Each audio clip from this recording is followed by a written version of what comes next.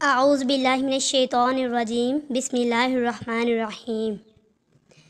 اے بندے اب تو توبہ کر لے۔ اللہ تعالیٰ نے قرآن میں فرمایا اللہ کی طرف دوڑو، اپنا رخ قبلہ کی طرف رکھو، لیکن آج انسان اللہ کی طرف دوڑ نہیں رہا، اس کا زاویہ دنیا کی طرف ہو گیا ہے، وہ گناہوں کی دلدل میں پھنستا چلا جا رہا ہے، وہ اللہ کی طرف آنے کی کوشش ہی نہیں کرتا۔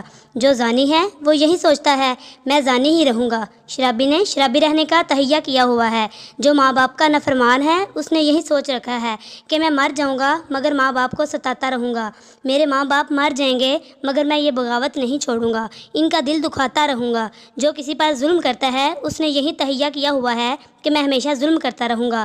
جو داڑھی کاٹتا ہے اس نے یہ عزم کر لیا ہے کہ میں مر جاؤں گا مگر داڑھی نہیں سجاؤں گا۔ بے نمازی نے یہ عزم کر رکھا ہے کہ میں مرنے دم تک بے نمازی ہی رہوں گا، اس سے توبہ نہیں کروں گا، اسی حال میں میری موت ہو جائے گی۔ جو عورت بے پردہ ہے وہ یہی سوچتی ہے کہ کچھ بھی ہو جائے میں پردہ نہیں کروں گی، اپنے چہرے کو نہیں ڈھانپوں گی۔ جو فلمیں دیکھتا ہے، گانے باجے سنتا ہے، اس نے تو اپنا شیوا ہی بنا لیا ہے کہ مرتے دم تک یہی فلمیں دیکھتے ہی رہوں گا، ڈرامے دیکھتا ہی رہوں گا، گانے باجے سنتا ہی رہوں گا۔ تو سن لو قرآن کے الفاظ یہ ہیں، اللہ تعالیٰ نے فرمایا کہ تم نہیں چاہتے جنت میں جانا اور ہم تمہیں گھسیٹ کر جنت میں لے جائیں، ایسا نہیں ہوگا۔ تم جہنم کی آگ سے بچنا نہیں چاہتے اور ہماری رحمتیں بھی تم پر ہوں اور پھر بھی تم کو گھسیٹ کر لے آئیں، ایسا نہیں ہوگا۔ اللہ تعالیٰ فرماتا ہے پہل تمہیں کرنی ہوگی، تھوڑی سی رغبت تمہیں دکھانی ہی ہوگی، پھر ہم رحمت کے دریا اور سمندر تم پر الٹ دیں گے، بھر بھر کے رحمت دیں گے۔ پہل تمہیں کرنی ہوگی، اگر تم ڈھیٹ ہو، اکڑے ہوئے ہو، اپنے گناہوں سے باز نہیں آتے تو میں خدا ہوں، تمہاری ڈیٹھ اور اکڑ سے ڈرنے والا نہیں ہوں، جہنم کی آگ میں جلا جلا کر کوئلہ بنا دوں گا۔ فرمایا وہ آگ میں جلیں گے، جل کر کوئلہ بن جائیں گے۔ پھر فرمایا کہ جہنم کی آگ ان کے چہروں کو جلسے گی، تو اللہ تعالیٰ فرمائے گا کیا میری آیات تمہیں پڑھ کر نہیں سنائی جاتی تھی کہ اس آگ میں تمہیں جانا ہے، اس آگ میں تمہیں جلنا ہے۔ ایک حدیث میں آتا ہے کہ 2 قطرے جہنم کی آگ کو بجھا دیتے ہیں، ایک اللہ کی راہ میں جان دینے والا، خون دینے والا کہ جس کے خون کا ایک قطرہ زمین پر گرتا ہے، فرمایا اس کے خون کا قطرہ جہنم کی بھڑکتی ہوئی آگ کو بجھا دیتا ہے، اور ایک اس گناہ گار کی آنکھ سے نکلا ہوا آنسو جو اللہ کے خوف سے اللہ کے سامنے 2 آنسو بہاتا ہے نا، کیا کہتا ہے کہ اے اللہ مجھے معاف کر دے، اے اللہ میں تیرا کھا کے، تیرا پی کے، تیری نعمتوں کے سمندر میں ڈوب کر میں نے گناہ کیا، مجھے معاف کر دے، اگر تو مجھے معاف نہیں کرے گا تو مجھے دوزخ جلا دے گی۔